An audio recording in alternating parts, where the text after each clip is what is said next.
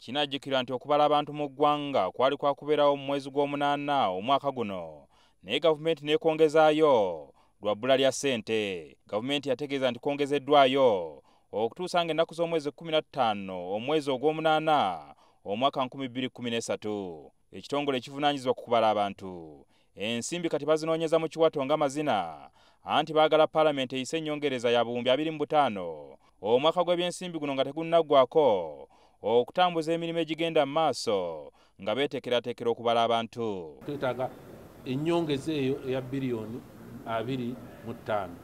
Wabula bano bagamba nti zino tezimala, kubanga bajja kwetaagayo endala obuwumbi 86 omwaka gw'ebyensimbi ogujja okumaliriza omulimu gw'okubala abantu. Ssente ezo mu butuufu ezisinga zeetaagibwa eri ku disitulikiti siza ku senta. Kiteeberezebwa nti omuwendo gw'Abannayuganda gweyongera ebitundu 3 ku 100 buli mwaka, era nga wetwogerera bandibanga bali eyo obukadde 34. Singa kino kiteekebwa mu nkola, kyakuyamba gavumenti okuteekerateekera Bannayuganda ng'ebyetaago mu malwaliro, amasomero, enguudo n'ebirala. Kubanga bw'obanga tomanyi enamba y'abantu kikuzibuwalira okubategekera.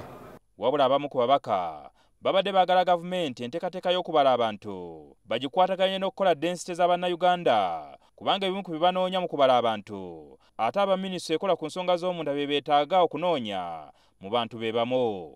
Zino oba emirimu gino ebiri gitwala ssente nnyingi eza omusolo. Twagala kulaba tusobola okubigatta tutya.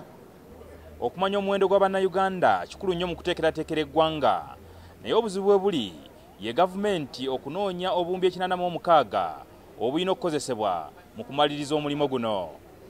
Jingo Francis, NTV, Akawungeezi.